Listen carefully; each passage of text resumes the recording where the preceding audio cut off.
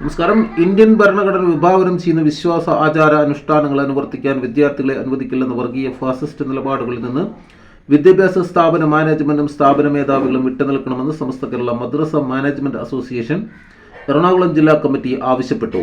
മതവിശ്വാസവും മതേതരത്വവും രാജ്യത്ത് നിലനിൽക്കുന്ന സൗഹാർദ്ദ അന്തരീക്ഷം സ്വാർത്ഥ താൽപര്യങ്ങൾക്കായി തകർക്കാൻ ശ്രമിക്കുന്നവർ മാനവ സമൂഹത്തിന് അപമാനമാണെന്നും യോഗം വിലയിരുത്തി. വിശ്വാസത്തിന്റെ ഭാഗമായി ഹിജാബ് ധരിക്കാൻ വിദ്യാർത്ഥികളെ അനുവദിക്കാത്ത പള്ളുരുത്തി സെന്റ് റീത്ത സ്കൂൾ അധികൃതർ നടപടി അപലപനീയമാണ്. ഒരു വിദ്യാർത്ഥിനി ഹിജാബ് ധരിച്ച് എത്തുന്ന മറ്റു കുട്ടികളിൽ ഭീതി പടർത്തുമെന്ന സ്കൂൾ പ്രിൻസിപ്പലിന്റെ പ്രസ്താവന വർഗീയ വിഷപ്പാമ്പുകളിൽ നിന്ന് പോലും ഉണ്ടാകാത്തതും വസ്തുതകൾക്ക് നിരക്കാത്തതുമാണ്. പബ്ലിക് സ്കൂൾ പ്രിൻസിപ്പലിന്റെ പ്രസ്താവന അവർ ധരിച്ചിരിക്കുന്ന സഭാവസ്ത്രത്തെയും വഹിക്കുന്ന സ്ഥാനത്തെയും അവമതിക്കുന്നതാണെന്നും യോഗം അഭിപ്രായപ്പെട്ടു.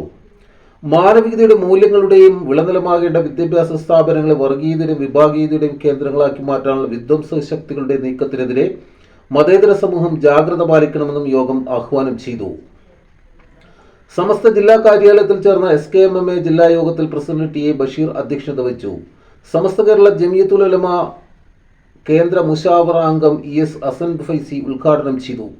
SKMMA സംസ്ഥാന organising secretary CK Siyad Chembrakki, ജില്ലാ ട്രഷറർ അബ്ദുൽ സലാം ഹാജി ചിറ്റേത്തുകര, സുന്നി മഹല്ല് ഫെഡറേഷൻ ജില്ലാ general secretary PA Abdul Kareem, be smart ജില്ലാ കോർഡിനേറ്റർ PA സൈനാർ മൗലവി തുടങ്ങിയവർ സംസാരിച്ചു.